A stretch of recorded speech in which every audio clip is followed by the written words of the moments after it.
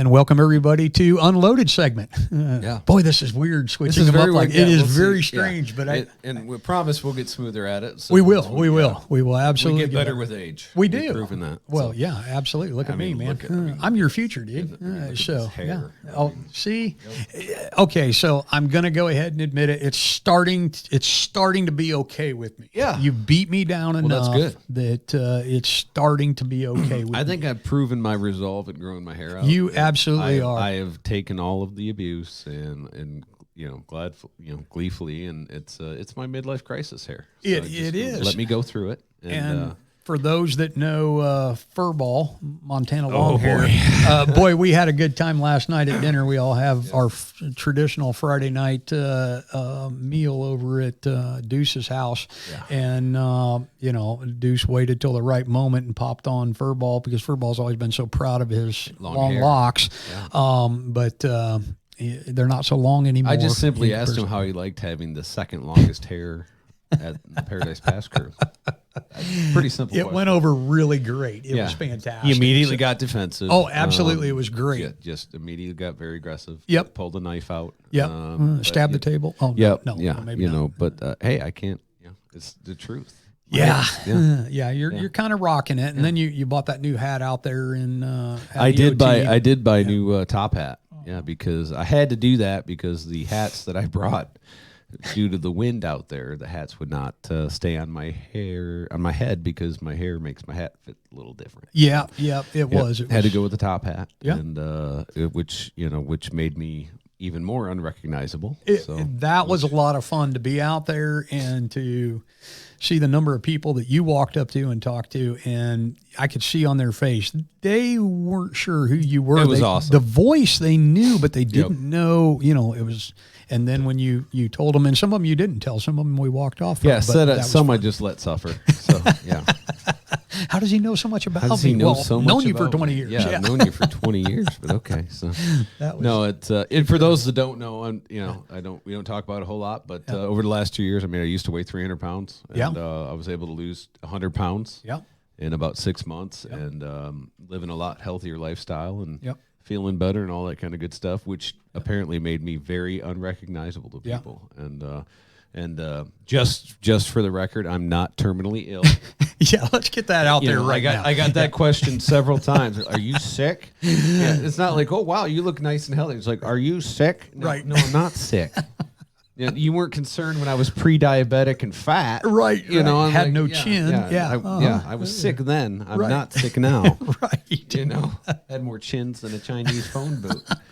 So it's feeling better about myself and my day to day, and my knee. Amazingly, my knee problems went away. Sure, shocking. Yep. So I actually had to. I'm going to go hiking the next couple days, and I got a backpack to carry my almost 3-year-old in, and he weighs, I don't know, 35, 40 pounds. Yeah. And I was carrying him on my back, testing out the new backpack. And I was like, holy cats, I was carrying another 70 pounds on top of this. Right. And I'm like, how did I do it? You know, and that was an eye opener to me. So that was absolutely cool and fun. And, but yeah. And then, what also came up last night was your lack of the movies that you've seen. Okay, so we're going to pop the top on this. And all right, so I have not watched a lot of TV in my life. I get hooked on certain, series, Walking Dead there for many years, although I haven't watched the last 2 seasons. But, but really, as far as getting into series or movies or taking the time to watch movies, usually if I was home and I had free time, I'd sit down and watch something that was an hour long, a hunting show or part of a football game or, a comedy show, something like that. And just, non-committal to 2 hours or more for the most part. Unfortunately, my closest friends, and I use that term loosely, we started a list. Exploited, for you there's been a list started. I don't know anybody that had never seen Forrest Gump. That's what we're talking about, people. Forrest Gump, and our producer Phil. Have you seen Forrest Gump? Many times. Okay, all right. Yeah, dang it. no, he wasn't there. agreeing with you. No, no. Boy. Phil has electricity in his cave. Oh my goodness. I mean, that's just one of the many movies you have, and it's not a rip. I just feel bad for you. I mean, it's just like, what have you been doing with your time? Working. Okay. Yeah. Hunting. Sure. Outside. Yeah. I mean, there's some sleeping. some that will surprise you that have seen, and then there's some you're just like, really? Yeah. Wow. Okay. For the cowboy shooters out there, he's never seen Lonesome Dove. Oh, there it is. He has shot cowboy for over 20 years. Yeah. Saying stage lines and shooting matches based on Lonesome Dove, not knowing what the hell any of us were talking about. I just thought somebody was creative with their starting lines. We don't rent pigs. Yeah. You never questioned that? No, it was the starting line. No, I didn't. Sometimes I don't even know who you are. See, now you told the whole world about it, and I thought we were. I don't know why I don't know why it's a point of shame. Oh well, you'll see in the next few weeks when I start getting messages and people talking to me at shoots and stuff, and then you'll see those angry eyes. If somebody, a listener out there, wants to buy a DVD set of Lonesome Dove and send it in for Mr. Ebersol to watch, that would be great. Yeah, we're gonna start it. We're gonna start a collection for you, so you can get cultured. You're gonna start me a GoFundMe for movies. Forrest Gump. I mean, come on, dude. Yeah, dude. These are emotional. Never heard of her. Ripping movies. Never heard of her. Super. Yeah, there's quite a list they've put together. They've 32 hours trip out to Arizona. They created quite a list for me. You did get ganged up a little bit. I got ganged up on several times. Yeah, like a redheaded stepchild. Which you don't I got care beat for. down. Which you don't care for. Yeah.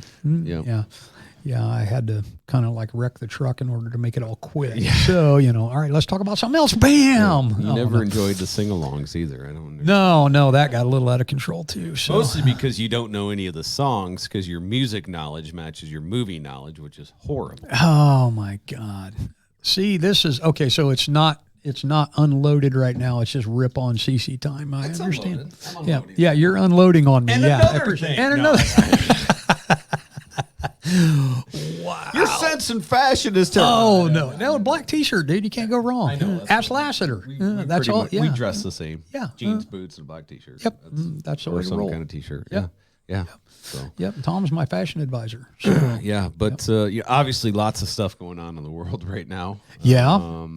Some of it on our doorstep, some of it not. But, it's been, honestly, I was pretty captivated by it all until we left, and we left for 15 days, and I literally didn't watch any news for 15 days, and I watch very little of it now. Right. My news is pretty much whatever comes across my social media, which I know is all true, 100%. Yeah, right. But it's obviously some horrible things going on, and sure. I'm not up on it, but I just know that it's affecting our economy as well, and obviously gas prices are through the roof. Yeah. And I just don't know how anybody, here's my problem with the gas prices. Here's my problem with the way they're handling this administration wise is that we're willing to, the oil's all coming out of the earth. Yeah. The earth is one. So we don't want to drill it here. We don't want to pipe it in here from Canada with the Keystone Pipeline, but we're willing to pay another country to put it on a boat, to float it across here using fossil fuel to get it here, then bringing it into ports, then transferring it again, then putting it on trucks, and then moving it. So we're doing all this due diligence to pull from the same earth cavity that we could pull from here. So there's absolutely, folks, it only follows money.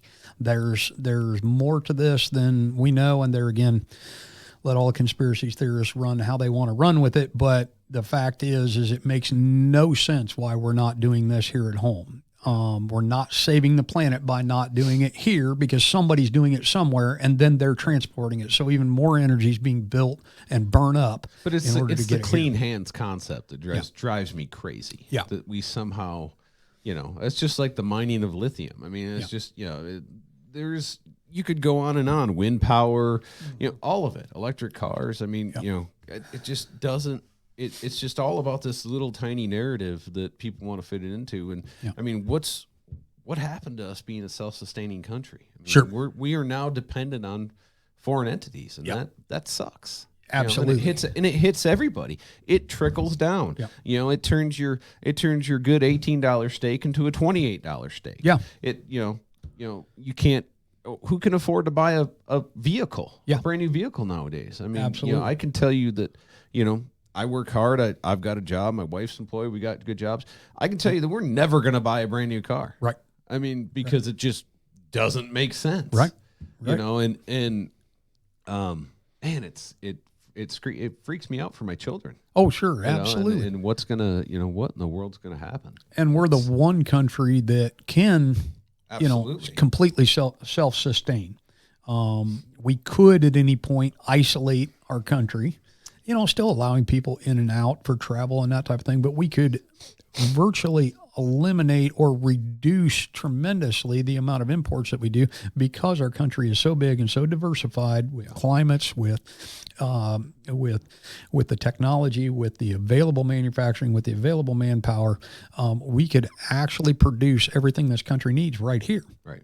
But we don't even come to, probably 30% or less of what we, what our capability is to produce in this country and get back to manufacturing like we should. So, who are we saving it for?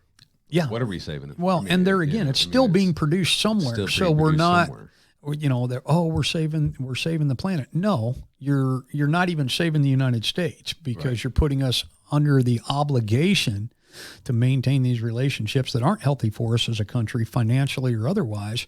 And then they're still producing and using the resources to create these products just on the other side of the globe. So is it, I can't see them doing it, so it must be okay. Right. No, it's still on the same planet.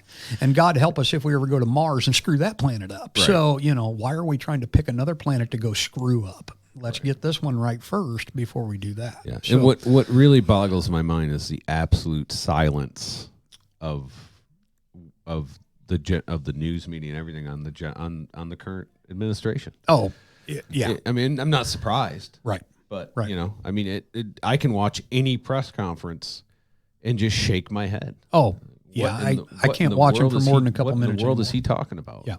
He doesn't know. No. He doesn't say mean things, but he doesn't say anything. Right. And the worst part is, as soon as he steps off stage, you're telling him, "Great job, Mr. President. Great job."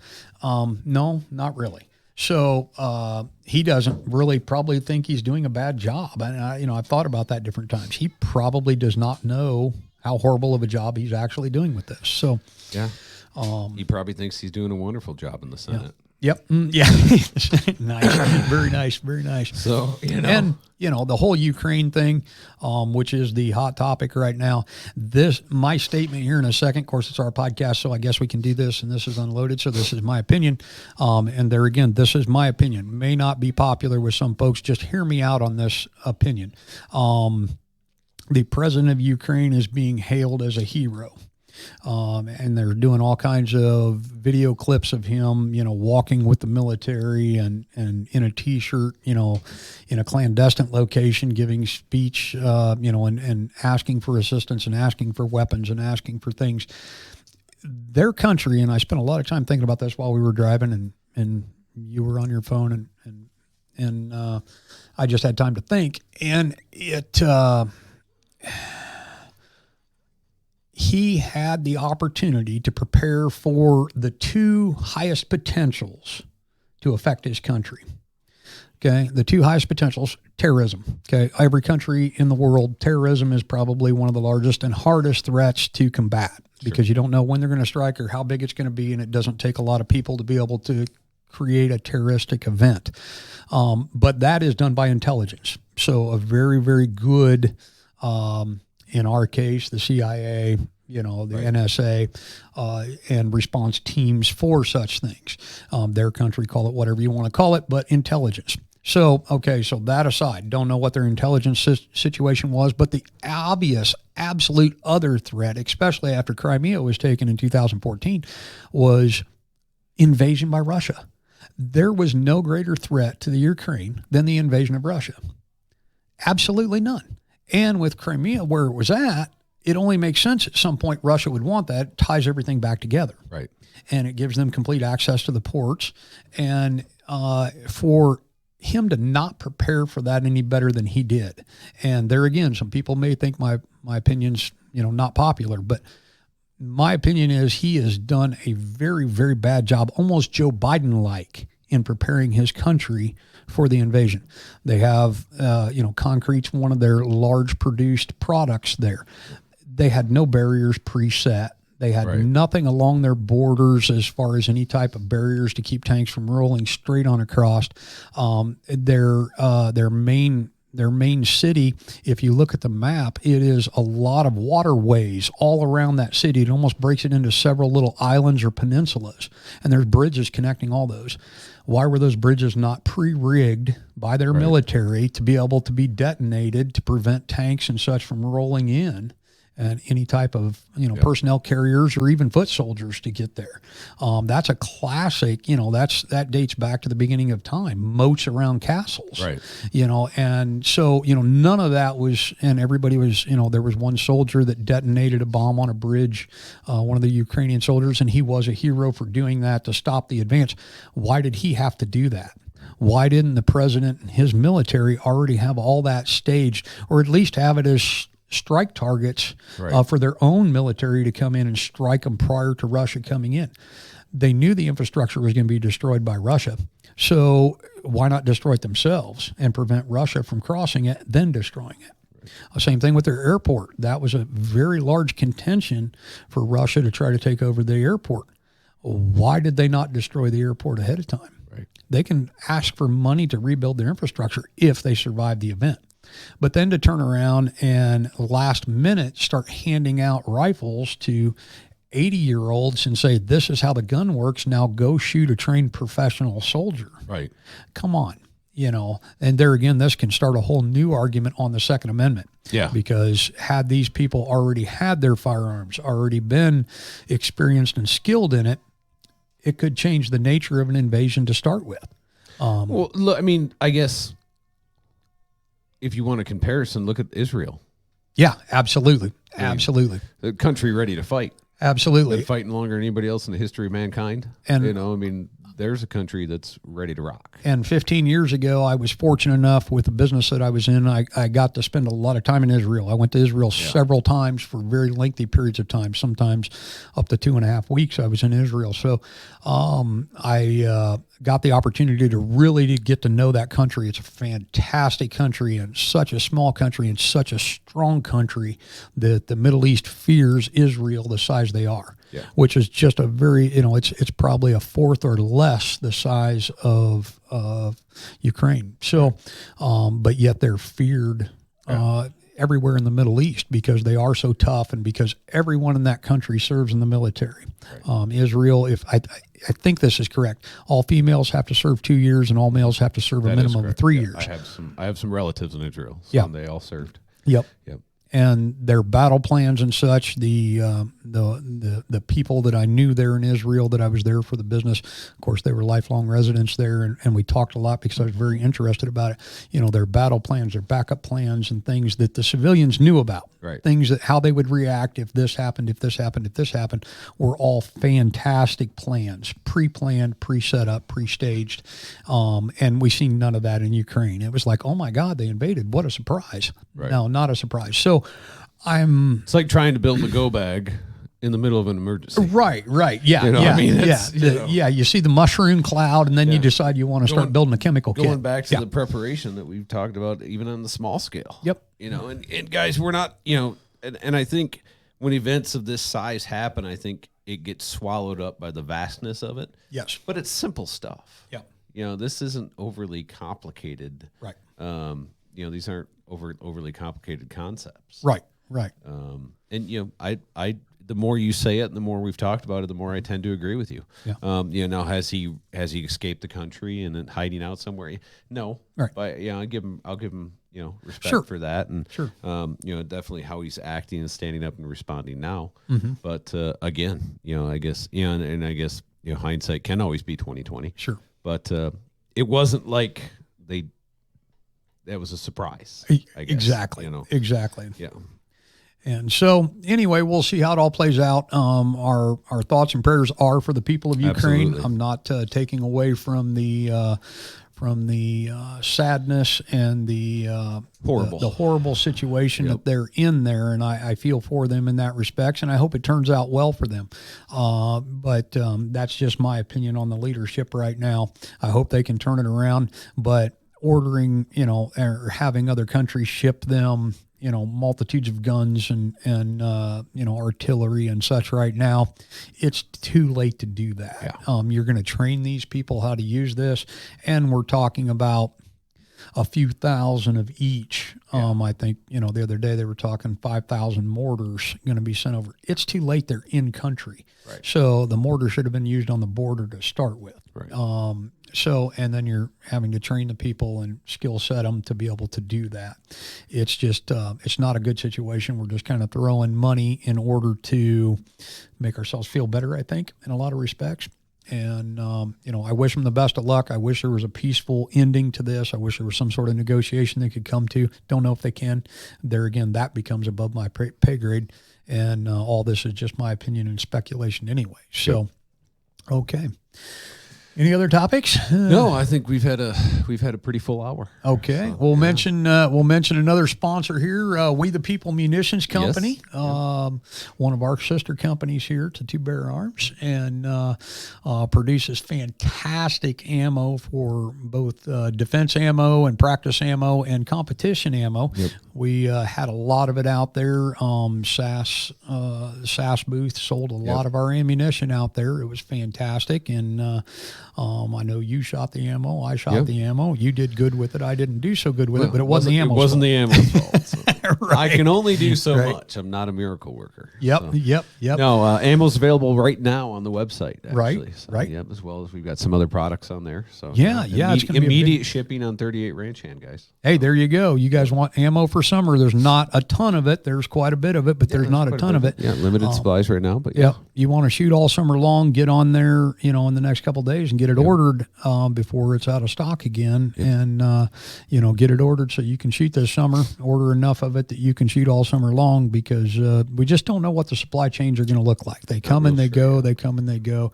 And right now we're back into that lull. I was checking for other manufacturers' ammos through my distributors yesterday, and it's just back to zero again. Yes. So a week or two ago, it was encouraging. Had a couple hundred choices in certain calibers, but now it's back to actually literally zero in rimfire, zero in centerfire handgun, other than like Tokarov or something like that. But and rifle ammo is still very scarce. So we have a lot in stock here at the store. We bulk anytime we can have the opportunity to buy. We buy a lot of it. So, come on in and see us, and then keep checking WTP's website for more. But hey, we need to do a White Claw offering today, and who would we like to pitch and throw at? Little Hermano, have we? No, I don't think we have. Okay, all right. This one's on you. Go ahead. Let's throw Little Hermana under the bus. Little Hermana. The Fort Des Moines Rangers, and home of the Iowa State shoot. Iowa State shoot. Sister to JB Kidd. Yeah, absolutely. Yeah, she's a saint. One of my favorite people on the planet. JB all the time. Wonderful cowgirl. Absolutely. Awesome. Sweet as the day is long. Yep.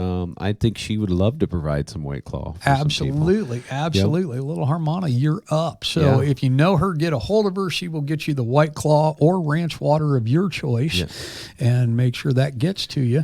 And we appreciate everybody's participation. It's been a lot of fun. We've gotten a lot of feedback from folks. Actually seen some Facebook posts here recently when Railgun was making deliveries and things. So we appreciate everybody playing along on this. It's been a lot of fun.